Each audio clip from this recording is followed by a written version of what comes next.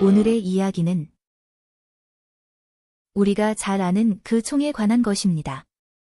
이 검은 총에는 또 다른 이름이 있는데요. AR-15입니다.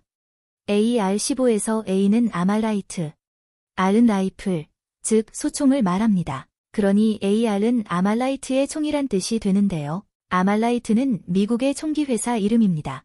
우리에게는 A-10과 C-123 수송기로 기억되는 페어차일드라는 항공기 제작사가 있었는데 페어차일드는 아말라이트의 모회사로 훗날 M16의 탄생에 여러모로 도움을 줍니다. 그리고 이 아말라이트에는 전설이 한 분 계셨으니 유진 스토너. 네, M16을 만든 그분 맞습니다.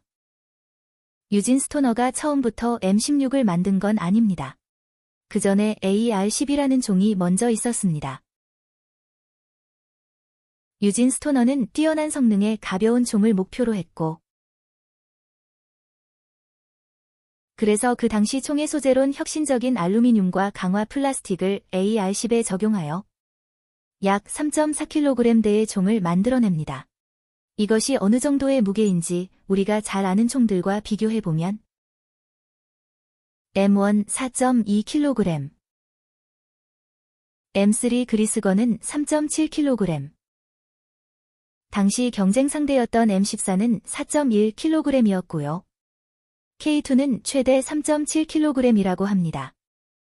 이렇게 가벼운 총을 만들 수 있었던 것은 유진 스토너의 뛰어난 설계는 기본이고 아말라이트의 모기업인 페어차일드가 최대한 가벼운 소재로 최대한 강한 구조물을 만드는 항공기 제조사라는 것도 하나의 이유가 될 것입니다.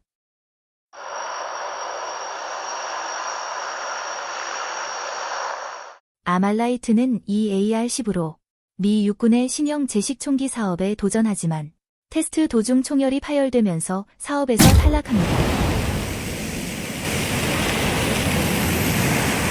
총의 무게를 줄이기 위해 총열의 두께를 조금 얇게 하고 알루미늄 합금으로 보강을 했는데 이것이 문제였다고 합니다. 역시 과도한 다이어트는 건강을 해치기 마련이죠. 그럼 AR-10이 탈락했다고 해서 그저 그런 총일까요? 절대 그렇지 않습니다. 그 후 AR-10은 진화를 계속해서 유진 스토너는 아말라이트를 퇴사한 후 직접 SR-25로 개량하고 SR-25는 그 후 반자동 저격총의 한 획을 그은 MK-11과 M110으로 진화합니다. 신형 총기 도입 사업에서 탈락한 후 유진 스토너는 7.62mm를 사용하는 AR-10을 5.56mm를 사용하는 소총으로 재설계한 새로운 소총을 개발하는데요.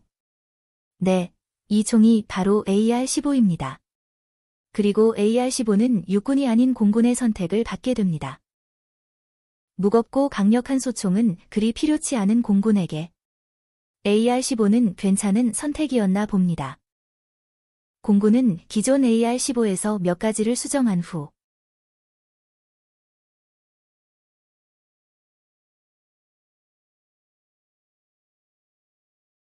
정식으로 채택하게 되는데 이때 제식 명칭이 바로 M16입니다.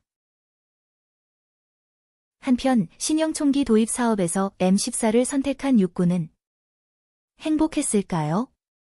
아니요, 절대 그렇지 않았습니다. M14는 베트남의 밀림에는 어울리지 않았습니다. 고전하는 M14를 대신할 새로운 총이 필요해진 육군은 M16을 일부 도입. 베트남에서 테스트를 해본 결과 OK 사인이 떨어집니다. 육군은 기존의 M16에서 노리쇠 전진기를 새로 만들고 장전 손잡이의 모양은 T자로 소염기는 튤립형에서 세장형으로 바꿨으며 탄창 제거 버튼 주위로 울타리를 만드는 등의 변형을 한 후 제식명을 M16A1이라고 했는데 네, 이것이 우리가 잘 아는 M16의 모습이고 M16은 이렇게 세상에 알려지게 되었답니다. 그런데 말입니다. 우리는 M16에 대해 잘 알고 있지만 아말라이트라는 이름은 별로 들어본 적이 없습니다. 그 이유는 유진 스토너가 한참 AR-15를 설계하고 있을 때 아말라이트는 경영난으로 AR-15의 판권을 콜트사에 넘깁니다. 그래서 군에 납품된 M16에는 콜트사의 로고가 찍혀 있어 우리는 M16 하면 콜트사만 떠올리게 되는 것이죠. 그런데 이것이 끝이 아닙니다. M16의 생산지가 또 한 번 바뀌는데요. 이번엔 콜트사의 내부 사정으로 품질에 문제가 생기자 미군은 생산지를 FN 에르스탈로 옮깁니다. 그리고 현재는 특허가 만료된 상태라 여러 총기 회사에서 생산되고 있고 심지어 AK를 주력으로 사용하는 나라에서도 생산이 된다는군요.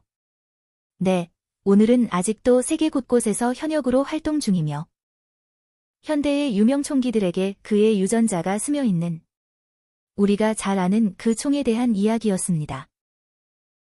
오늘도 함께 해주셔서 고맙습니다.